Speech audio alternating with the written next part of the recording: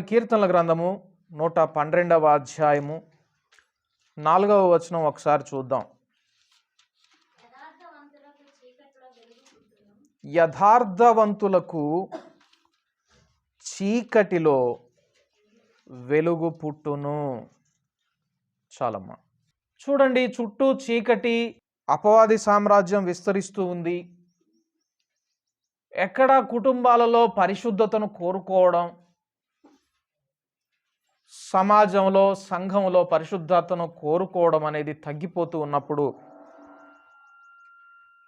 మనము గనక యథార్థత కలిగిన వారమైతే, యథార్థత కలిగిన వారికి చీకటిలో వెలుగు పుడుతుంది.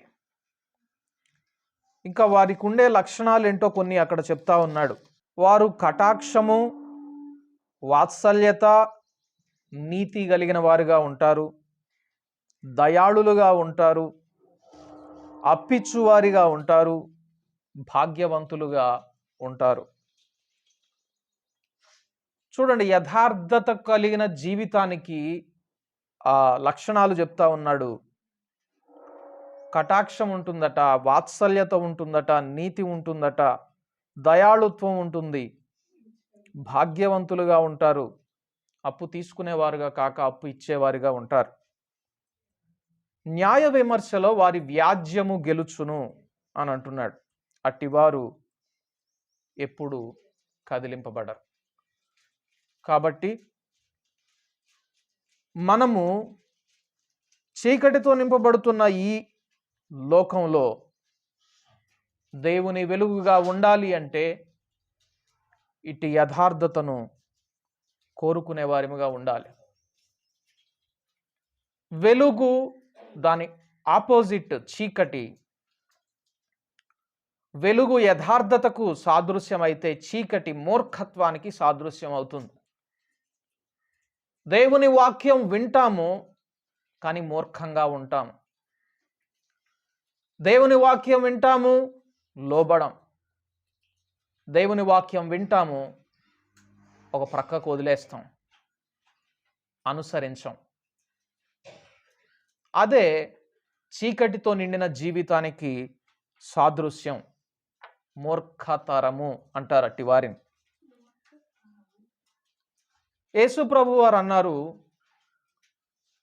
మీరు దేవుని రాజ్యంలో ప్రవేశించాలి అంటే మీ వెలుగు పరిసయ్యుల వెలుగు కంటే ఎక్కువగా ఉండాలి, శాస్త్రుల వెలుగు కంటే ఎక్కువగా ఉండాలి అన్నాడు.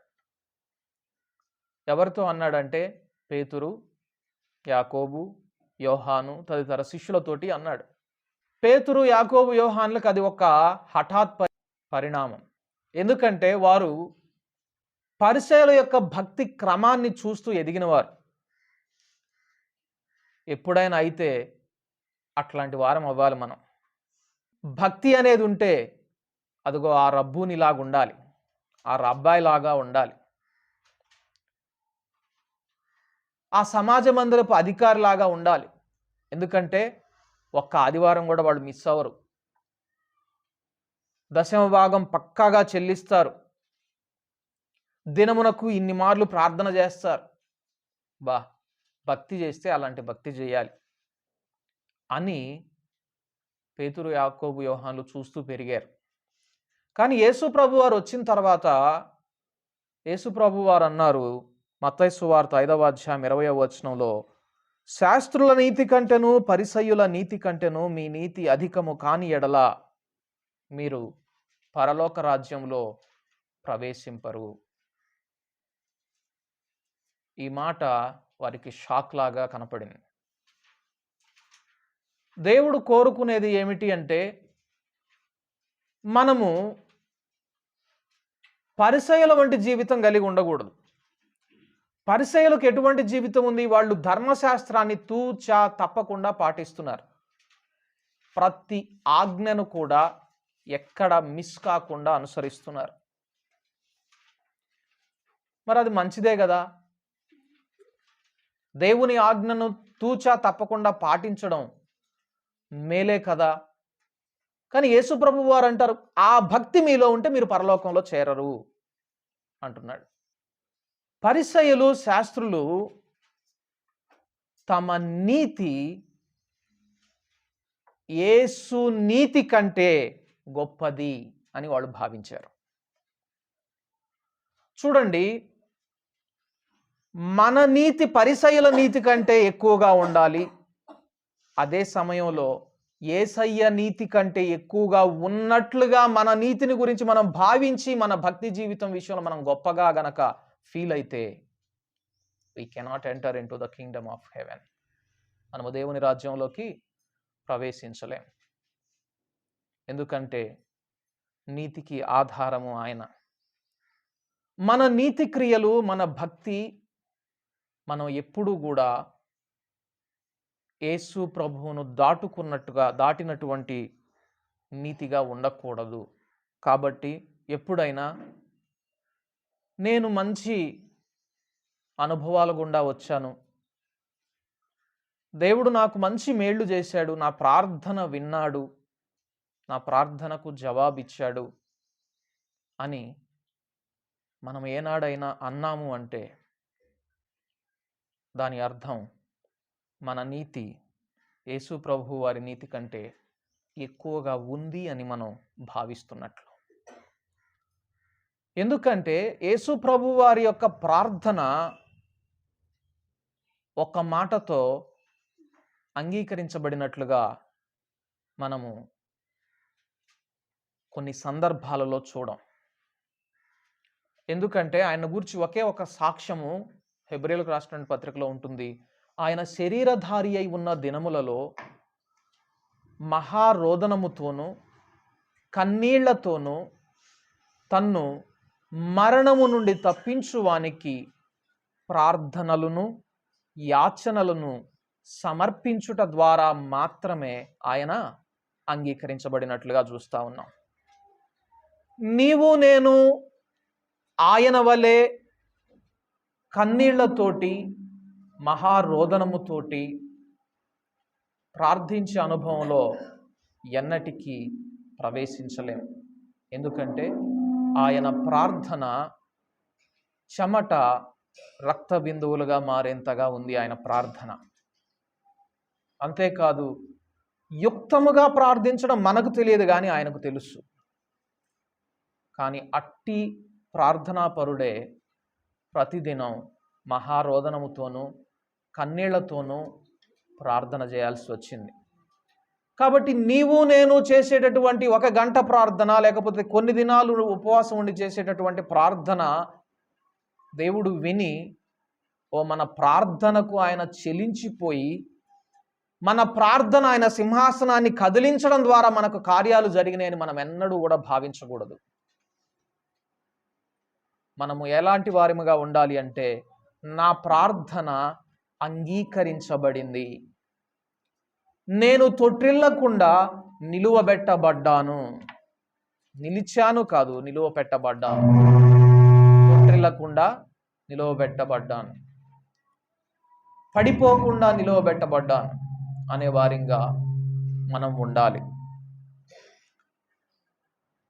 మన నీతి ఒక సేవకుడు అంటాడు, ప్రభువా, నేను ఈ లోకాన్ని విడిచి నీ దగ్గరకు వచ్చేటప్పటికి నా నీతి క్రియలన్నీ కూడా చిన్న చిన్నగా డిమ్ అయిపోయేటటువంటి చిన్న దీపాల్లాగా ఉంటాయి. నీ నీతి వెలుగు అంతకంతకు ఎక్కువ అవుతున్నప్పుడు నా నీతి క్రియలు తగ్గిపోతూ ఉంటాయి. Dim light the light of my righteous actions will get dims away as your light shines upon me అని అంటాడు. నీ వెలుగు నా మీద అత్యంత ఎక్కువగా ప్రకాశిస్తూ ఉండినప్పుడు నా నీతి, నా వెలుగు, నా నీతి క్రియలు లేదా నేను చేసినటువంటి వెలుగు క్రియలు డిమ్ అయిపోతూ ఉంటాయట. మనం ఆత్మీయ జీవితంలో ఎన్నో ఏళ్ళు నడిచిన తర్వాత మనం ఆ మాట చెప్పగలిగే వారిగా ఉండాలి. చూడండి, ఫిలిప్పీలకు రాసినటువంటి పత్రిక 2వ అధ్యాయము 14 నుండి 16 వచనముల వరకు చూస్తే, మీరు మూర్ఖమైన వక్ర జనము మధ్య నిరపరాధులను, నిష్కళంకులను, అనింద్యులునైన దేవుని కుమారులగునట్లు సణుగులను, సంశయములను మాని సమస్త కార్యములను చేయుడి. అట్టి జనము మధ్యను మీరు జీవవాక్యమును చేతపట్టుకొని లోకమందు జ్యోతుల వలె కనబడుచున్నారు. అందువలన నేను వ్యర్థముగా పరుగెత్తలేదనియు, నేను పడిన కష్టము నిష్ప్రయోజనము కాలేదనియు క్రీస్తు దినమున నాకు అతిశయ కారణము కలుగును. చూడండి, దేవుని కుమారులుగా ఉండాలి అంటే అక్కడ ఒక డిఫరెన్స్ చెప్తా ఉన్నాడు, అక్కడ ఒక వ్యత్యాసాన్ని చూపిస్తా ఉన్నాడు. మూర్ఖత కలిగినటువంటి వక్ర జనము, దేవుని కుమారులైనటువంటి జనం. ఏంటి వారిని ఆ తారతమ్యంలోనికి తీసుకొని వెళ్ళింది? పరిసయ్యులకు శిష్యులకు ఎట్టి భేదం కలుగజేసింది. ఎటువంటి భేదం ఉన్నది అంటే, వారు వాక్యమును చేత పట్టుకొని అనే మాటను చూడడం లేదు మనం అక్కడ. గమనించండి, వాక్యమును చేత పట్టుకుని అనే మాట ఉంది అక్కడ. ఏమనుంది అక్కడ? జీవవాక్యమును చేత పట్టుకొని అనే మాట ఉంది. జీవవాక్యము, వాక్యము మాత్రమే కాదు మనం వినడం, ఆ వాక్యము మనలో జీవంగా, జీవితంగా మార్చబడాలి. పరిసయ్యుల్లో అది లేదు. పరిసయ్యుల్లో కేవలం వాక్యం వినడం, దినమునకు 3 సార్లు ప్రార్థన చేయడం, ఆదివారం రాగానే సమాజ మందిరంలోకి వెళ్ళి ఆ ధర్మశాస్త్రపు గ్రంథాన్ని చదవడం, వారి సంపాదనలో 10వ భాగాన్ని ఇవ్వడం. కానీ దేవుడు అంతకంటే ఎక్కువ ఆశిస్తూ ఉన్నాడు. మీరు సజీవ యాగముగా మిమ్మల్ని మీరు సమర్పించుకోవాలి. చూడండి, అయితే ఈ దినాల్లో ఇట్టి సమర్పణను కాకుండా పరిసయ్యుల వంటి అర్పణ ఇవ్వడానికైతే జనం ఇష్టపడుతూ ఉన్నారు. ఏది సింపుల్? నేను నా దేహం మొత్తాన్ని నీకు అర్పించలేను, కానీ ఒక పని చేస్తా, నాకు వచ్చే దాంట్లో 10వ వంతు తీసి నీ మొహాన్ని పడేస్తాను, నన్ను వదిలేయ్యా. ఇట్లాగే ఉంది క్రైస్తవుని భక్తి. కానీ అది దేవుని రాజ్యంలో మనలను ప్రవేశపెట్టదు. దేవునికి కావాల్సింది నువ్వు అనుసరించే భక్తి క్రమము కాదు, కానీ దేవునికి కావాల్సింది సంపూర్ణ సమర్పణ కావాలి. సంపూర్ణముగా నీ జీవితం దేవునికి సమర్పించాలి. జీవవాక్యాన్ని చేతబట్టుకున్న వానివిగా నువ్వు ఉండాలి. వాక్యం మాత్రమే కాదు, జీవితంగా ఉండాలి నీ వాక్యం. నువ్వు చదివే వాక్యం, నువ్వు పట్టుకున్న వాక్యం. అట్టి జీవవాక్యం పట్టుకుంటేనే మీరు మూర్ఖులైన వక్రజనానికి, అనింద్యులునైన దేవుని జనాంగానికి మధ్య తారతమ్యాన్ని చూపించేవారుగా ఉండగలుగుతారు. మీరు అట్టివారిగా ఉండాలి. ఎందుకంటే అంత్య దినములలో అపాయకరమైన దినములు వస్తాయి. నోవహు దినములలో జరిగినట్టు మరలా జరుగుతుంది. లోతు దినములలో జరిగినట్టు జరుగుతుంది. లోతు దినములలో, నోవహు దినములలో ఏం జరిగింది? లూకాసు సువార్త 17వ అధ్యాయము ఒకసారి చూద్దాం. లూకాసు సువార్త 17వ అధ్యాయము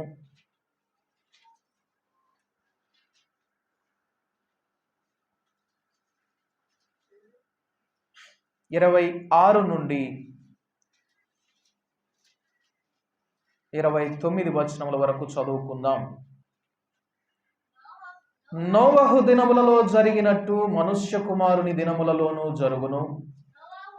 నోవహు ఓడలోనికి వెళ్ళిన దినము వరకు జనులు తినుచు, త్రాగుచు, పెండ్లాడుచు, పెండ్లి కీయబడుచు నుండిరి. అంతలో జల ప్రళయము వచ్చి వారినందరినీ నాశనము చేసెను. లోతు దినములలో జరిగినట్టును జరుగును. జనులు తినుచు త్రాగుచు కొనుచు అమ్ముచు నారు నాటుచు ఇండ్లు కట్టుచు ఉండిరి. అయితే లోతు సొదొమ విడిచిపోయిన దినమున ఆకాశము నుండి అగ్ని గంధకములు కురిసి వారిని అందరినీ నాశనము చేసెను. ఏం జరిగింది నోవహు దినములలోనూ లోతు దినములలోనూ కలిపి అంటే తినడం, త్రాగడం, పెండ్లి చేసుకొనడం, పెండ్లికి ఇవ్వబడడం, కొనడం, అమ్మడం, నారు నాటుకోవడం అంటే పొలాలు పంట పండించుకోవడం, ఇండ్లు కట్టుకోవడం. ఇదే కదా ఇప్పుడు కూడా జరుగుతూ ఉంది.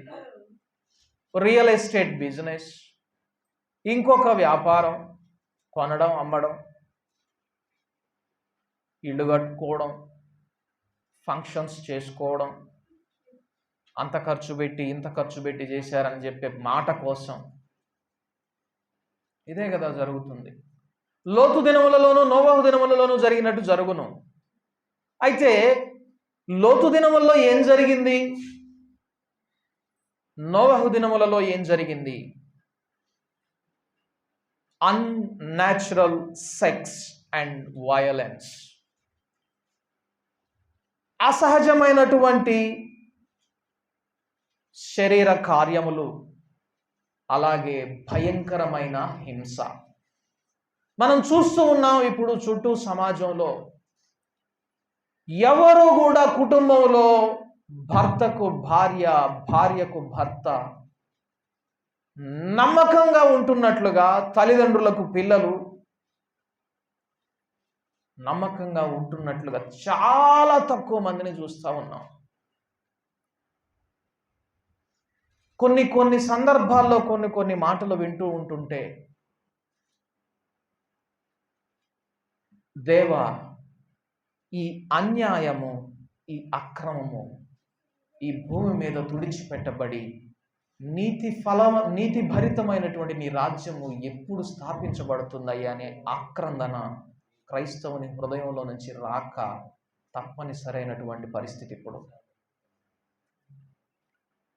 భయంకరమైనటువంటి సన్నివేశ, సాక్ష్యము కాపాడుకుంటున్న వాళ్ళు లేరు, సాక్ష్యము నిలువబెట్టుకుంటున్నటువంటి వారు లేరు.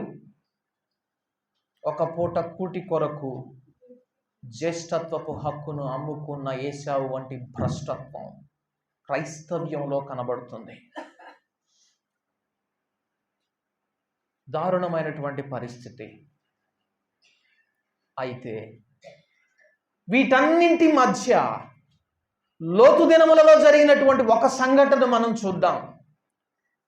ఆదికాండము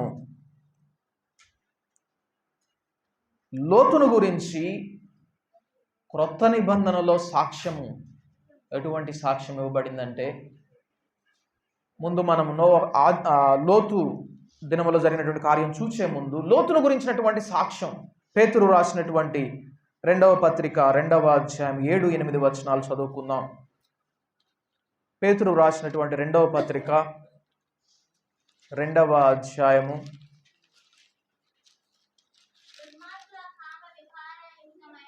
'దుర్మార్గుల కామవికారయుక్తమైన నడవడి చేత బహు బాధపడిన నీతిమంతుడగు లోతును తప్పించెను.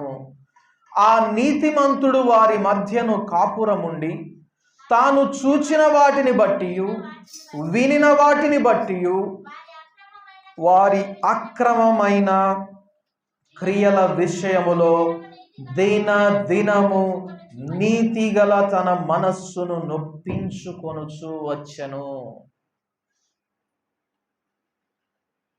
చూడండి, ఈ అంత్య దినములలో లోతు దినములలో జరిగినట్టుగా సమాజంలో ఉండినటువంటి అక్రమం ఉంటుంది, విస్తరిస్తుంది. నోవహు దినములలో జరిగినట్లుగా సమాజపు ఆలోచన కూడా భ్రష్టత్వానికి అప్పగింపబడినట్లుగా కనబడుతుంది. అయితే ఇటువంటి పరిస్థితులలో లోతు వంటి వారు ఉంటారు, నోవహు వంటి వారు ఉంటారు. అలాంటి వారుగా క్రైస్తవ సంఘం మొత్తం ఉండాలనేది దేవుని యొక్క ఆకాంక్ష, దేవుని యొక్క కోరిక. లోతు ఎలాగా ఉన్నాడు? అక్కడ చెప్తా ఉన్న మాట ఏంటి అంటే, బైబిల్ గ్రంథము దేవుడు ఆయన గురించి సాక్ష్యం ఇవ్వడం ఏంటి అంటే, దుర్మార్గుల యొక్క ఆ అక్రమ క్రియలను చూచి విని ప్రతిదినము ఆ నీతిమంతుని మనస్సట నొచ్చుకుందట. అయితే క్రైస్తవుడు ఈ దినాల్లో అలాగ ఉండగలుగుతున్నాడా? మనం అలాగ ఉండగలుగుతున్నామా? క్రైస్తవులంగా కాంప్రమైజ్ అవుతున్నామా? రాజీ పడుతున్నామా? నేను చీకటితో నింపబడుతున్నటువంటి ఈ అంధకార సామ్రాజ్యంలో నేను వెలుగుగా వెలగాలి, నా క్రియ వెలుగుగా కనబడాలి ఈ లోకానికి. అందరూ చేస్తున్నారు కాబట్టి నేను కూడా చేస్తాను, అందరూ పెడుతున్నారు కాబట్టి నేను కూడా పెడతాను అనే వారంగా మనం ఉండకూడదు. The act of faith, Noah's act of faith drew a sharp line between the evil of the unbelieving world and the righteous of the believing world అనే మాట మనం చూస్తాం అక్కడ. నోవహు యొక్క క్రియ, నోవహు చేసిన పని ఈ లోకంలో ఉన్నటువంటి దుష్టత్వానికి నీతిమంతులకు మధ్య ఒక గీతను, స్పష్టమైన గీతను గీయగలిగింది. క్రైస్తవుడు మనుష్యులను సంతోషపెట్టేవానిగా మారిపోకూడదు. నేను మనుష్యులను సంతోషపెట్టగోరుచున్నానా? దేవుని సంతోషపెట్టగోరుచున్నానా? నేను ఇప్పటికీ మనుష్యులను సంతోషపెట్టగోరువాడనైతే క్రీస్తుకు దాసుడను కాకయే పోదును. కాబట్టి ఎవరైతే మనుష్యులను సంతోషపెట్టాలి అనేటటువంటి వాంఛ హృదయంలో కలిగి ఉంటారో అటివారు క్రీస్తుకు దాసులు కారు. క్రీస్తు వారికి ప్రభువుగా ఉండడు. క్రీస్తు వారిని పరిపాలించేవాడుగా, నిర్ణయాధినేతగా వారికి ఉండడం. వారి డెసిషన్స్కి అధికారం వారి చేతుల్లోనే ఉంటుంది. మనం అట్టి వారిగా ఉండకూడదు. మనము దేవునిని మాత్రమే సంతోషపెట్టే వారిగా ఉండాలి. ఏం జరిగింది లోతు దినములలో ఒకసారి మనం చూద్దాం. ఆదికాండము 19వ అధ్యాయము. ఆదికాండము 19వ అధ్యాయము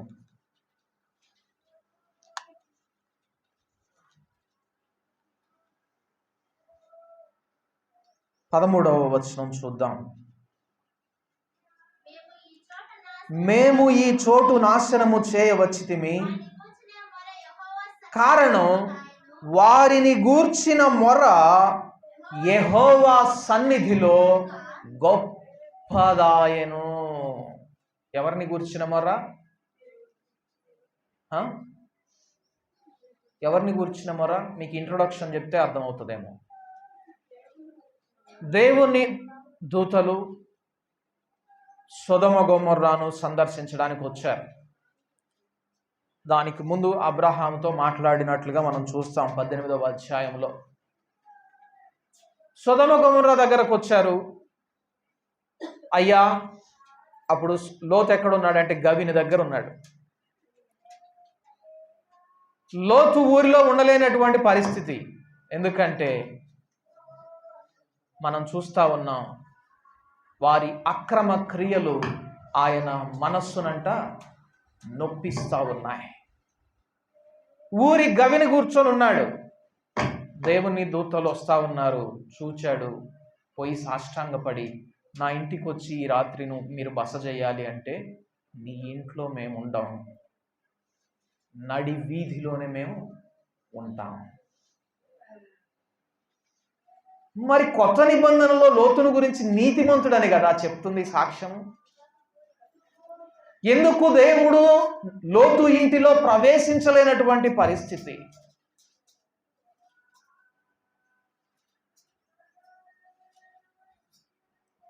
బ్రతిలాడాడు లోతు. సరే, వచ్చారు.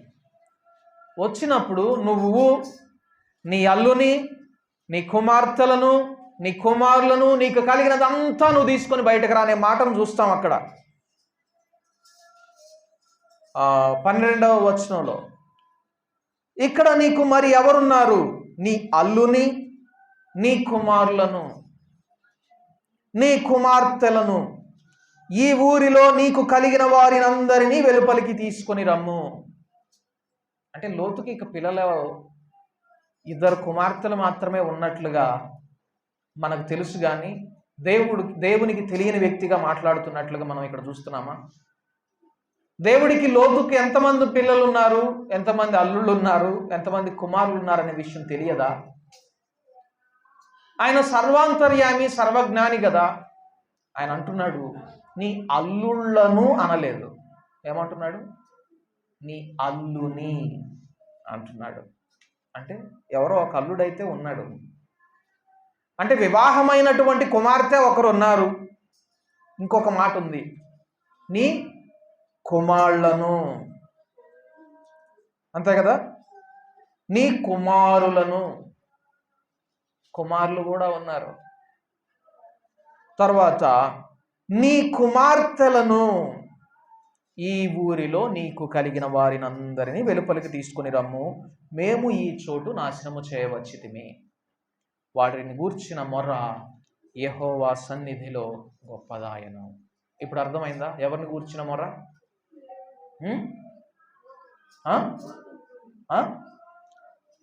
సొదొమ,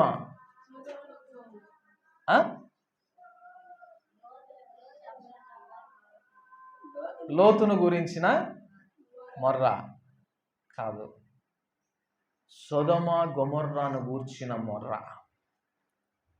సొదొమ గొమొర్రాను గూర్చినటువంటి మొర్ర, వారిని గూర్చిన మొర్ర, మిమ్మల్ని గూర్చిన మొర్ర అనలా.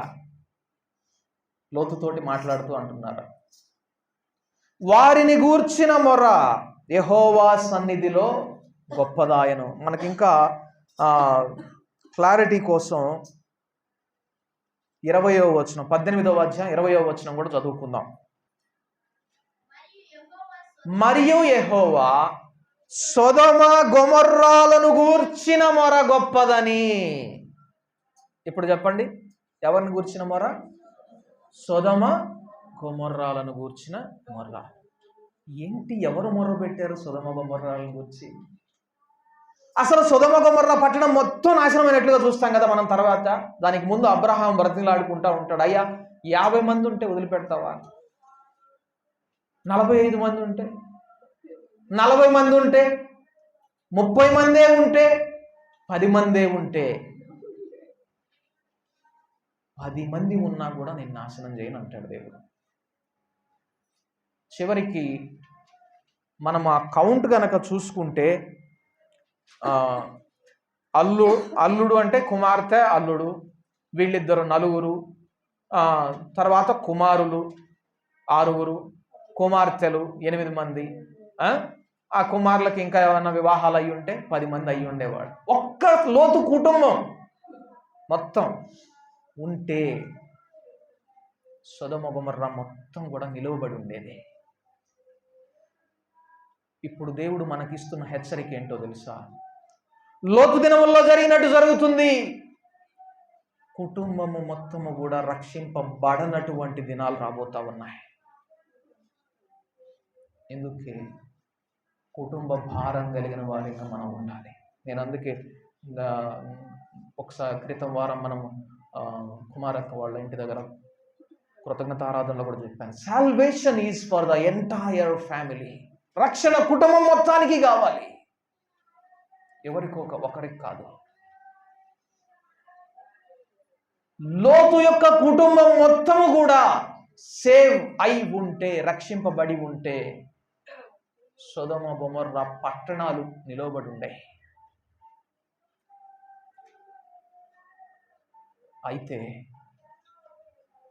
ఇక్కడ మనం చూడవలసినటువంటి ఇంకొక ప్రాముఖ్యమైనటువంటి విషయం ఏమిటి అంటే, పట్టణం మొత్తం కూడా దారుణంగా దేవుని విడిచి అక్రమంతో నింపబడింది కదా. ఎవరు మొర్ర పెట్టారు ఆ పట్టణాన్ని గురించి? ఎవరో తెలుసా? నీతిమంతుడని సాక్ష్యం పొందిన లోతు. లోతు యొక్క ఆక్రందన మౌనంగా తన హృదయంలో నుండి కేకగా వినబడింది దేవుని సన్నిధిలో. అది ఎంతగా అంటే సొదొమ గొమొర్రాలను గూర్చిన మొర్ర బహు గొప్పది అని దేవుడు సాక్ష్యం ఇచ్చేంతగా. లోతు దినములలో జరిగినట్లుగా జరుగుతుంది మరలా ఈ లోకంలో అక్రమం విస్తరిస్తుంది. అయితే అదే సమయంలో లోతు వంటి వారు, నోవహు వంటి వారు కూడా క్రైస్తవ సంఘంలో ఉంటారు. ఇటు వారు ఏం చేస్తారంటే దేవుని సన్నిధిని గొప్ప మొరగా వినబడేటట్లుగా వారి హృదయంలో నుండి ఆక్రందనతో కూడిన ప్రార్థన వస్తుంది. అట్టి వారిని కనిపెట్టే వారిని మనం ఉండాలి. మౌనంగా హృదయంలో నుండి మూలుగులతో కూడినటువంటి ఆక్రందన కేక. చుట్టూ సమాజంలో దేవునికి విధేయులు కాని వారుగా, దేవుని వాక్యాన్ని, క్రైస్తవ సంఘంలో సైతం దేవుని వాక్యాన్ని వింటూ లోబడని వారిగా, దేవుని వాక్యాన్ని వింటూ గైకొనని వారిగా, జీవ వాక్యంగా వారు వింటున్న వాక్యం వారికి కనబడనప్పుడు లోతు వంటి దైవ సేవకునికి కానీ, దేవుని కుమారునికి కానీ ఇట్టి ఆక్రమణ వస్తుంది. ప్రభువా, ఈ లోకం అక్రమం చేత విస్తరింపబడతా ఉంది. క్రైస్తవ్యం చెడిపోతా ఉంది. దేవుని వాక్యము వారి జీవితాలలో కనుమరుగైంది. దేవుని వాక్యం కేవలం వారి పెదవులలోనూ వారి తలలో మాత్రమే ఉంది. వారి జీవితాల్లో కనుమరుగైపోయింది అని ఇట్టి ఆక్రందన చేసేవారుగా ఈ అంత్య దినాలలో క్రైస్తవులు ఉండాలని దేవుడు కోరుకుంటా ఉన్నాడు. మనం అట్టి సాక్ష్యం కలిగిన వారం అయితే దేవుని సన్నిధి నుండి దేవుని తీర్పును పాపం మీదికి తీసుకొని వచ్చేవారిగా ఉంటాం. గమనించండి, పాపుల మీదికి అనట్లేదు నేను, పాపము మీదికి. ఎందుకంటే రోమీయులకు రాసినటువంటి పత్రికలో అదే మాట మనం చూస్తాం. 18వ వచనం, మొదటి అధ్యాయము 18వ వచనం. దుర్నీతి చేత సత్యమును అడ్డగించు మనుష్యుల మీద అనలేదు. అక్కడ ఏమనుంది? మనుష్యుల యొక్క సమస్త భక్తిహీనత మీద, దుర్నీతి మీద దేవుని కోపము పరలోకము నుండి బయలుపరచబడుచున్నది. చూడండి, దేవుడు పాపమును ద్వేషించాడు కానీ పాపులను కాదు. దేవుడు భక్తిహీనతను ద్వేషించాడు కానీ భక్తిహీనులను కాదు. మరి మనము ప్రభువా, అందుకే యేసు ప్రభు వారు ప్రార్థించే విషయంలో మొట్టమొదటగా చెప్పినటువంటి విషయం, నీ రాజ్యం రావాలి. ఈ భక్తిహీనత కనుమరుగవ్వాలి, ఈ పాపము కనుమరుగవ్వాలి, ఈ దుర్నీతి కనబడకూడదు. క్రైస్తవ్యంలో నీ రాజ్యం రావాలి. ఈ ఆక్రందన మనలో వస్తుందా? ప్రార్థనలో మన మొట్టమొదటి మూల్గు ఆక్రందన ఈ అంశంగా ఉంటుందా? లోతు దినములలో జరిగినట్టు జరుగుతుంది, నోవహు దినములలో జరిగినట్టు జరుగుతుంది. జనులు నీతిని ప్రేమించక దుర్నీతిని ప్రేమించారు, భక్తిని ప్రేమించక భక్తిహీనతను ప్రేమించారు, దేవుని ప్రేమించక మనుష్యులను సంతోషపెట్టేవారుగా మిగిలిపోయారు.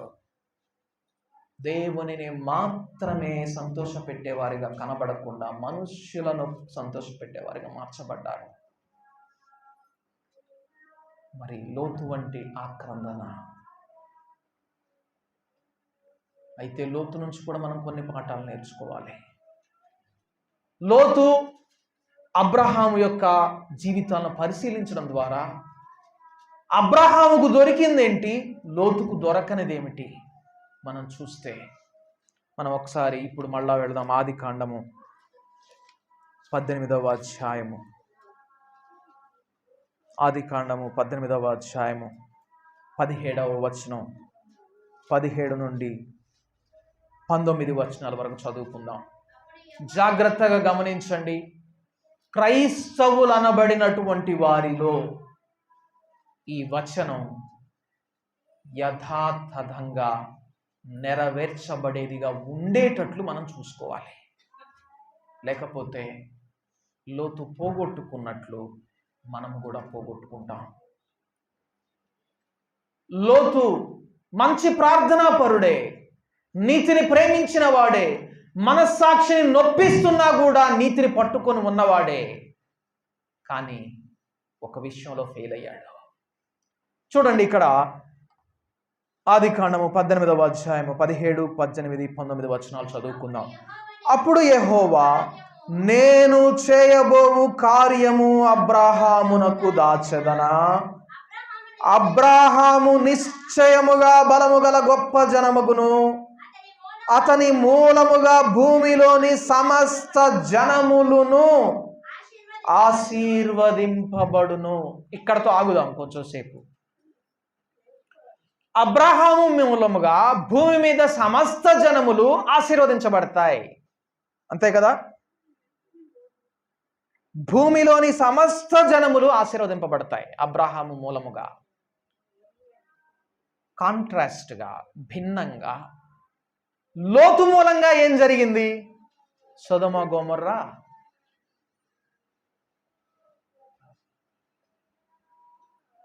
నిలువబడలేకపోయింది. ఏంటి లోతుకి అబ్రాహాముకి ఉన్న తేడా? చూడండి, ఆ తర్వాత వచనంలో, ఎట్లనగా యెహోవా అబ్రాహామును గూర్చి చెప్పినది అతనికి కలుగజేయునట్లు. జాగ్రత్తగా గమనించండి, ఈ ఆజ్ఞ మనం పాటించే వారిగా ఉండాలి. తన తరువాత తన పిల్లలును తన ఇంటి వారును నీతి న్యాయములు జరిగించుచు యెహోవా మార్గమును గైకొనుటకు అతడు ఏం చేస్తాడు? వారికి ఆజ్ఞాపించునట్లు నేనతని ఎరిగి ఉన్నాను. అబ్బా, ఎటువంటి సాక్ష్యం అబ్రహామును గురించి దేవుడిస్తుంది.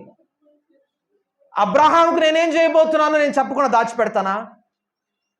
అబ్రహాము నిశ్చయముగా గొప్ప జనం అవుతాడు, సమస్త జనములకు ఆశీర్వాదకారంగా మారుతాడు. ఎందుకంటే అతడు తన తర్వాత అతడు మాత్రమే నా నీతిని, నా న్యాయ మార్గమును, నా యథార్థతను అనుసరించడం కాదు, తన తర్వాత తన పిల్లలును తన ఇంటి వారును నీతిని గైకొనున్నట్లు, నీతి న్యాయములు జరిగించుచు యెహోవా మార్గమును గైకొనుటకు అతడు ఏం చేస్తాడంట? ఆజ్ఞాపిస్తాడట తన పిల్లలను, తన ఇంటి వారిని. లోతు విషయంలో జరగనిది అదే. లోతు ఆజ్ఞాపించలేకపోయాడు తన కుమార్తెలను, తన కుమారుని, తన అల్లుళ్లను దేవుని నీతిని అనుసరించున్నట్లు, యెహోవా మార్గమును గైకొనున్నట్లు. నాకు తెలిసి భార్యతో కూడా రాజీ పడిపోయి ఉంటాడు దేవుని విషయంలో.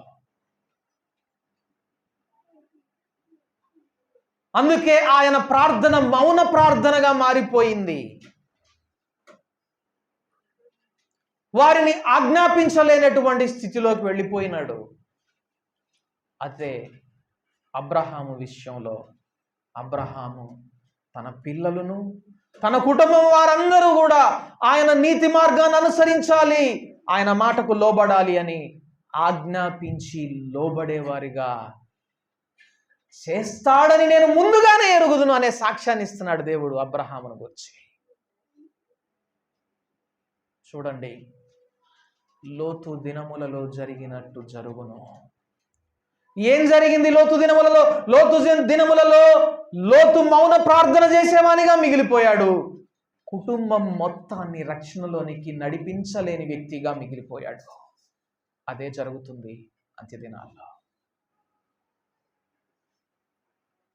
ఇంకొక మాట కూడా ఉంది, నోవహు దినములలో జరిగినట్టును జరుగును. నోవహు తన కుటుంబాన్ని మొత్తాన్ని రక్షించుకున్నాడు. రెండు వర్గాలు ఉంటాయి.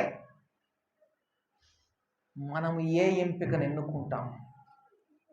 మనది ఏ చాయిస్, మనం ఏ మార్గాన్ని ఎన్నుకుంటాం, దాని మీదే సందెకూడి గ్రామం నిలవబడడం, దేవుని కోపాగ్నికి రగల్చబడడం అనేది ఉంటుంది. లేదా ఈ భారతదేశం, ఈ ఆంధ్ర రాష్ట్రం, ఈ తెలుగు రాష్ట్రాలు మనము తీసుకునే ఎంపికల మీద, మనము తీసుకునేటటువంటి నిర్ణయాల మీద, నేను మాత్రమే కాదు, నా పిల్లలు, నా ఇంటి వారందరూ నీతి న్యాయములు జరిగించుచు యెహోవాను గైకొనున్నట్లు, యెహోవా మార్గమును గైకొనుటకు అతడు వారికి ఆజ్ఞాపించునట్లు నేనతని ఎరిగి ఉన్నాను. మనము అట్టివారిముగా ఉండాలి. ప్రార్థన అయితే చేస్తున్నాను, దేవుడు రక్షించేటప్పుడు రక్షిస్తాడు. What a faith! ఎలాంటి విశ్వాసం! బాగుంటుంది అంతవరకు. కానీ దేవుడు దాన్ని కాదు కోరుకుంటుంది. అబ్రహాము వంటి ఆశీర్వాద కారణంగా మనం అవ్వాలి. అబ్రహాము ప్రార్థన చేస్తానులయ్యా, నేను కూడా నా తమ్ముళ్లాగా, రక్షింపబడే టైం రక్షింపబడతారు అని మౌనంగా ఉండలేదు. అబ్రహాము కమాండ్ చేశాడు, ఆజ్ఞాపించాడు, మీరు నీతి న్యాయములు గైకొనాలి, యెహోవా మార్గమును గైకొనాలి అని ఆజ్ఞాపించాడు అబ్రహాము. లోతు ఆ విషయంలో ఫెయిల్ అయ్యాడు. ఈ లోకంలో చీకటి విస్తరిస్తూ ఉంది, అపవాది రాజ్యం విస్తరిస్తూ ఉంది.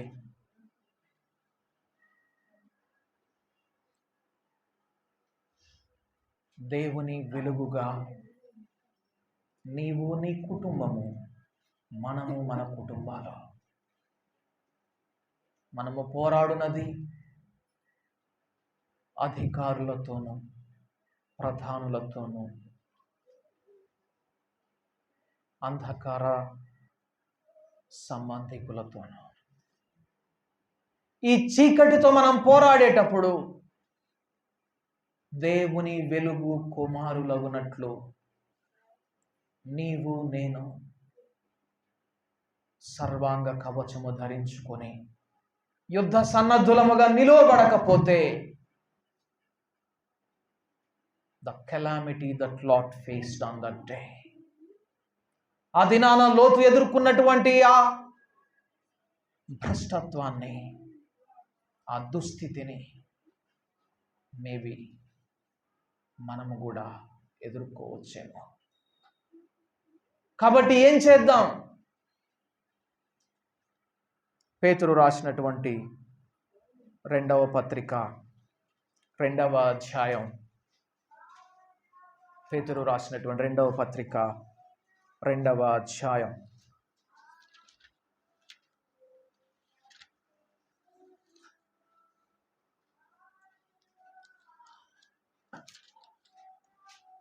పేతురు రాసినటువంటి 2వ పత్రిక 2వ అధ్యాయం 19వ వచనంలో 2వ భాగం చదువుకుందాం.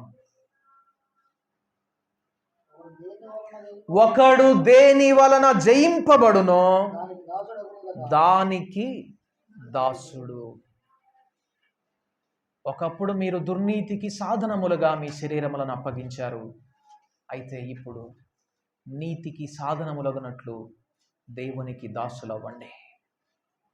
రోమీయులకు రాసిన పత్రికలో ఉంటుంది ఆ మాట. రోమీయులకు రాసిన పత్రిక 6వ అధ్యాయం 19వ వచనం, ఏమనగా అక్రమము చేయుటకై అపవిత్రతకును అక్రమమునకును మీ అవయవములను దాసులుగా ఎలాగు అప్పగించితిరో అలాగే పరిశుద్ధత కలుగుటకై ఇప్పుడు మీ అవయవములను నీతికి దాసులుగా అప్పగించుడి. ఒకడు దేని వలన జయింపబడునో దానికి దాసుడగును. పాపము చేత జయింపబడుతున్నామా? పాపానికి దాసులం అయిపోతాం.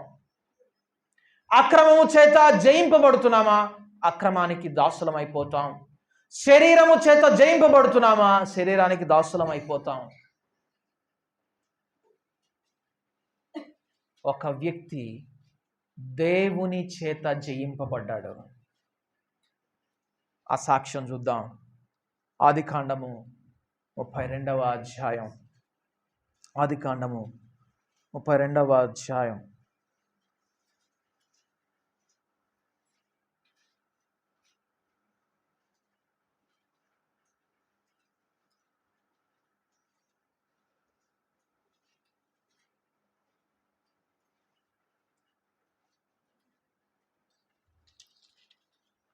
ఇరవై 24వ వచనం నుండి. యాకోబు ఒక్కడు మిగిలిపోయెను. ఒక నరుడు తెల్లవారు వరకు అతనితో పెనుగులాడెను. తాను అతని గెలవకుండుట చూచి తొడగూటి మీద అతని కొట్టెను.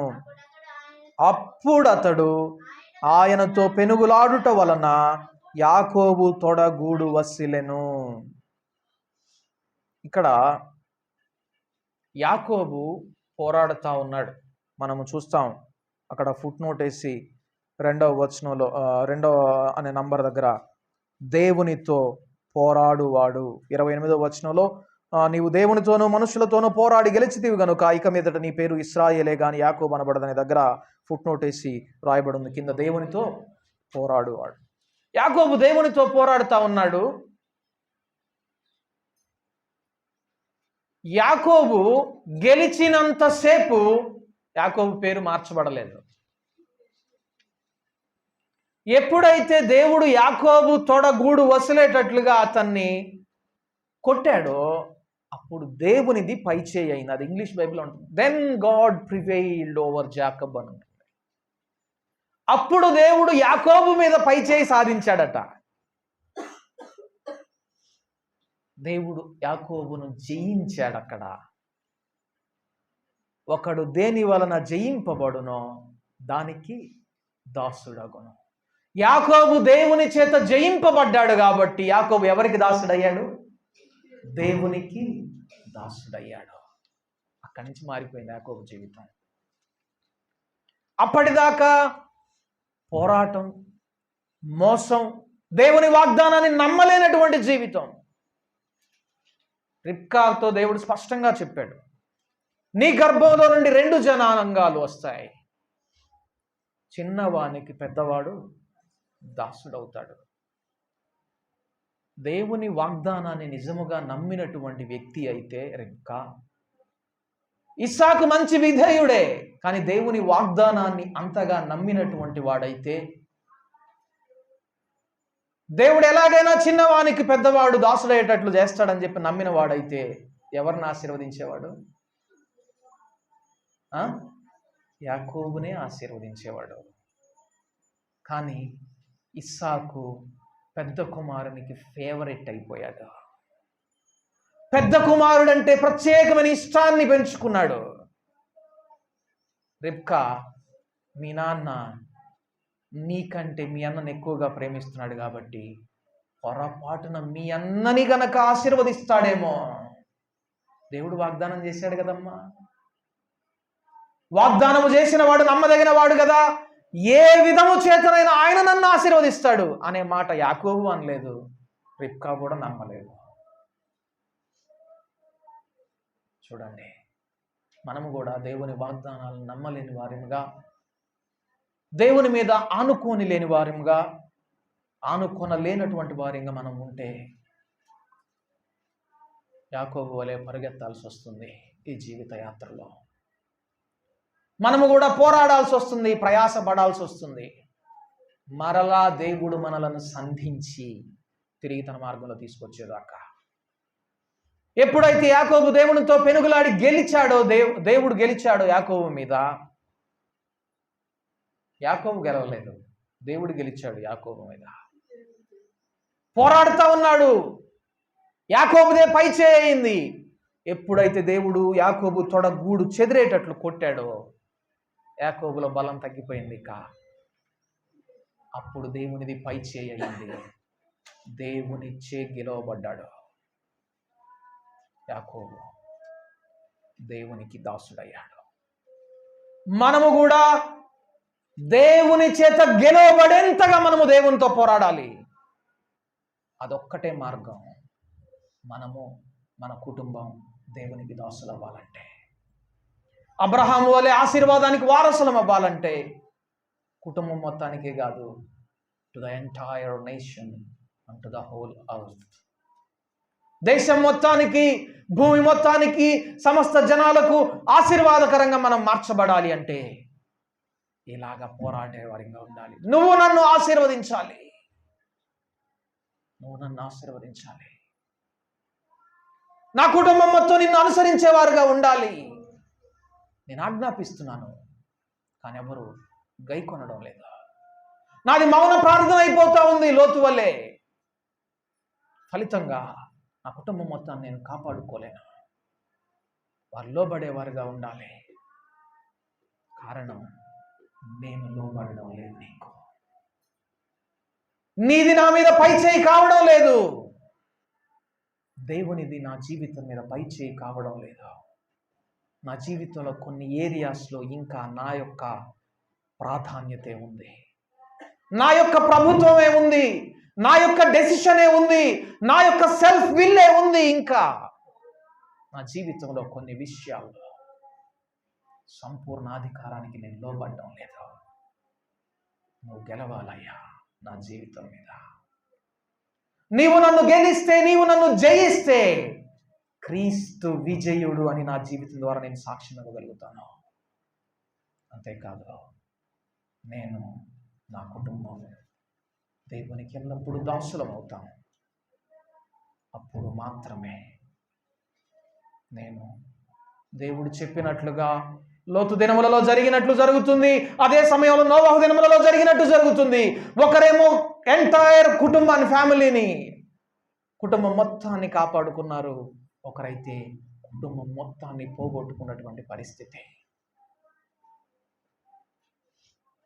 మనం చూస్తాం. అక్కడ లోతేమో మనస్సులో నొచ్చుకుంటున్నాడు, భార్య ఏమో చుట్టూ ఉన్న ఆ ఆకర్షణకు లోనైపోయి వారితో సాంగత్యం చేయడం మొదలుపెట్టింది.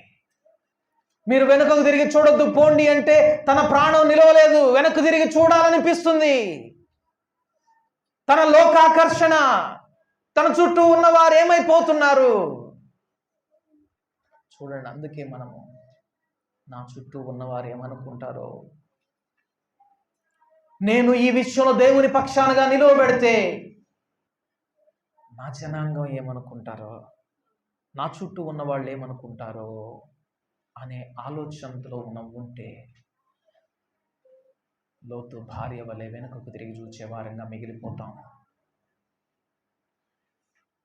పౌలు చెప్పినట్లుగా, నేను క్రీస్తుకు దాసుడను కాకయే పోవుదును, మనుష్యులను ఇప్పటికీ సంతోషపెట్టగోరు వాడనైతే అనే సాక్ష్యం మనలో నుండి రాదు. కాబట్టి ఎంతగా ఈ భూమి మీద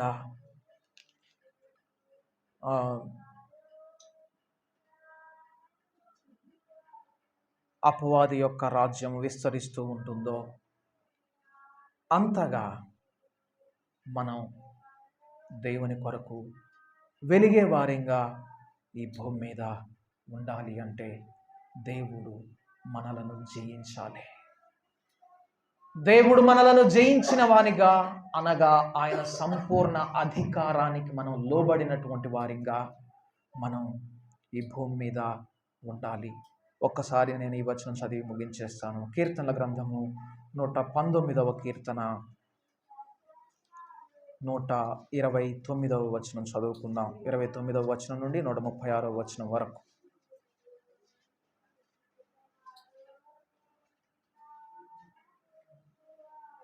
కీర్తనల గ్రంథము 119వ అధ్యాయము 129 నుండి 136 వచనముల వరకు.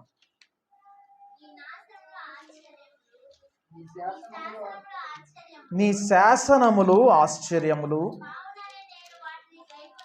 కావుననే నేను వాటిని గైకొనుచున్నాను. నీ వాక్యము వెల్లడి అగుట తోడనే వెలుగు కలుగును. అవి తెలివి లేని వారికి తెలివి కలిగించును. నీ ఆజ్ఞల యందైన అధిక వాంఛ చేత నేను నోరు తెరచి ఒగర్చుచున్నాను. నీ నామమును ప్రేమించు వారికి నీవు చేయదగునట్లు నా తట్టు తిరిగి నన్ను కరుణింపుము. నీ వాక్యమును బట్టి నా అడుగులు స్థిరపరచుము. ఏ పాపమును నన్ను ఏలనీయకుము. నీ ఉపదేశములను నేను అనుసరించున్నట్లు మనుష్యుల బలాత్కారము నుండి నన్ను విమోచింపుము. నీ సేవకుని మీద నీ ముఖ కాంతి ప్రకాశింపజేయుము. నీ కట్టడలను నాకు బోధింపుము. జనులు నీ ధర్మశాస్త్రమును అనుసరింపకపోయినందుకు నా కన్నీరు ఏరులై పారుచున్నది. లోతు చేసినటువంటి ప్రార్థన అదే. జనులు నీ వాక్యానికి గైకొనడం లేదయ్యా. వాక్యం వింటున్నారు, నీ వాక్యం వింటున్నారు అందరూ, కానీ పాటించడం లేదు. చూడండి, నా కన్నీరు ఏరులై పారుచున్నది. నేను ఒకసారి మెసేజ్ బైబిల్ నుంచి ఇదే వాక్య భాగాన్ని చదివి వినిపిస్తాను.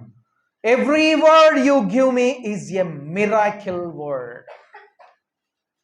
అది తెలుగు బైబిల్ ఎలాగా నీ శాసనములు ఆశ్చర్య కార్యములు అనే మాట దగ్గర every word you give me is a miracle word. నీవిచ్చే ప్రతి మాట ఒక అద్భుతమైనటువంటి మాట. నిజంగా దేవుని వాక్యం అట్లా అనిపిస్తుందా? నీ నోట నుండి వస్తున్న ప్రతి మాట ఒక అద్భుతంగా కనపడుతుందయ్యా నాకు. How could I help but obey. నేను పాటించకుండా, విధేయత చూపించకుండా ఎలా ఉండగలను నీ వాక్యానికి? Break open your words.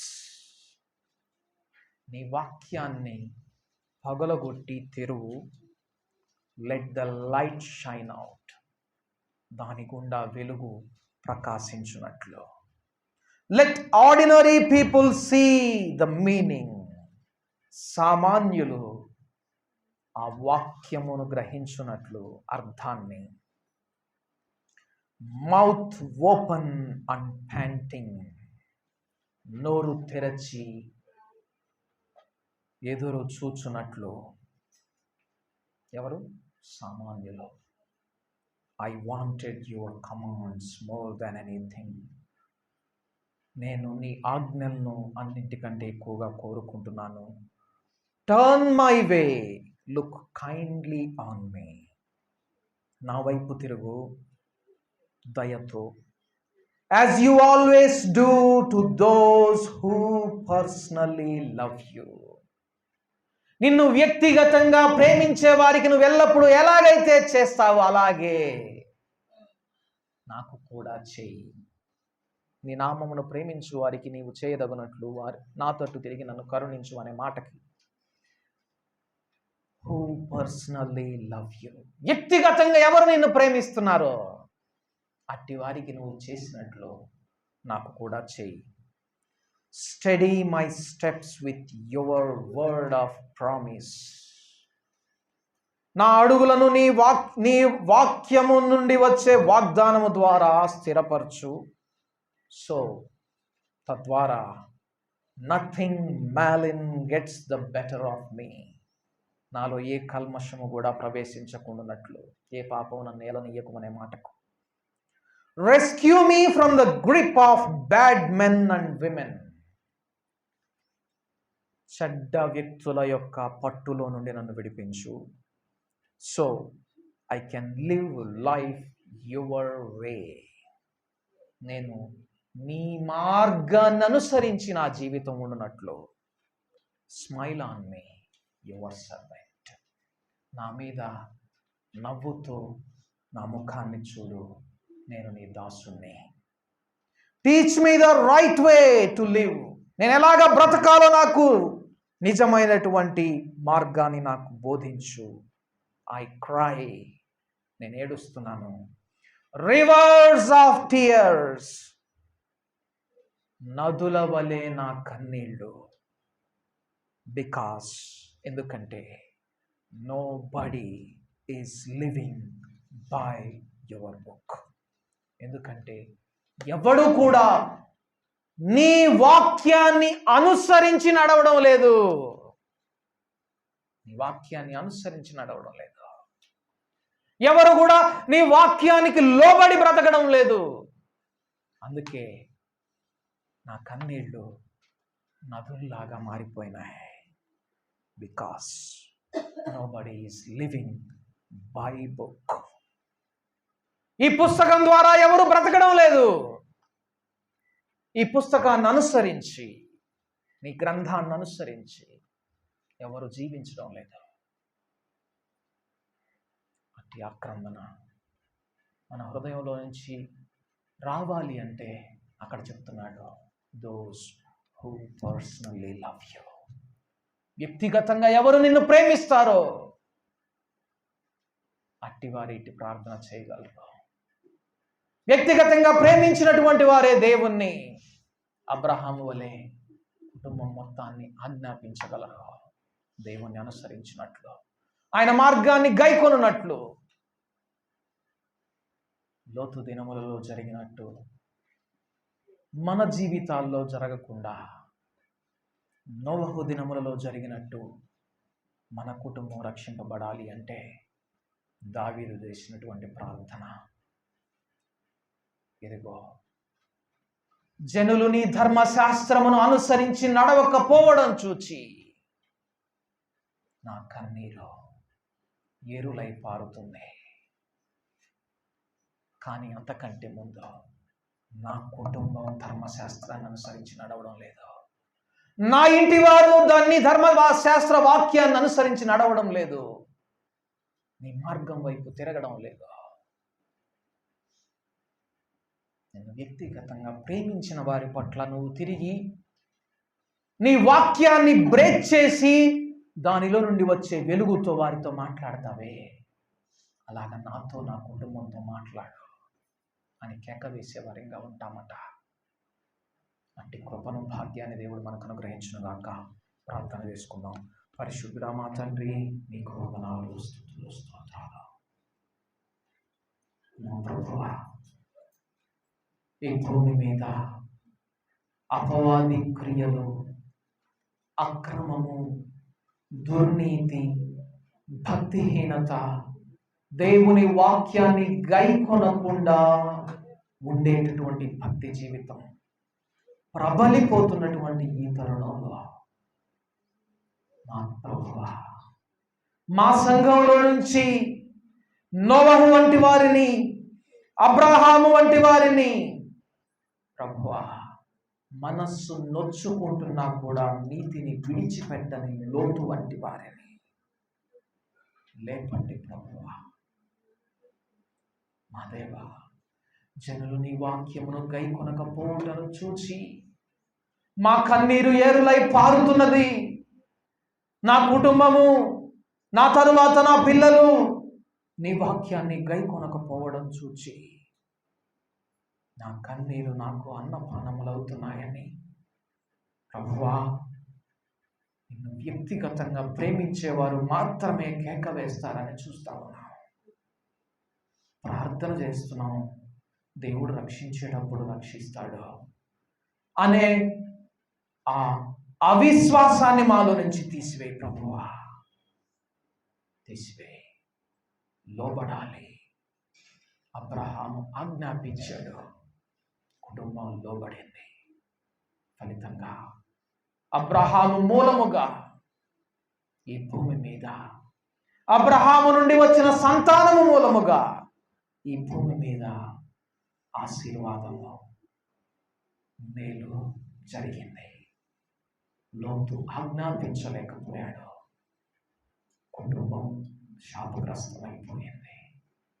ప్రభువా, మేము దేనిని ప్రేమిస్తున్నాం? మౌన ఆక్రందన, మౌనపు మొర్రతో కుటుంబాన్ని దేవుని ఆజ్ఞలు అనుసరించగలుగునట్లు ఆజ్ఞాపించలేని వారి యొక్క ప్రార్థనను మీరు వినండి ప్రభువా. ఈ దినమందే వారి హృదయ వాంఛను మీరు నెరవేర్చండి. నా కుటుంబము, నా ఇంటి వారు, నా పిల్లలు, వారి తరువాత సంతానము దేవుని ఆజ్ఞలను కైకొనాలని ప్రభువా, ఎలాగైతే భక్తులు ఇదిగో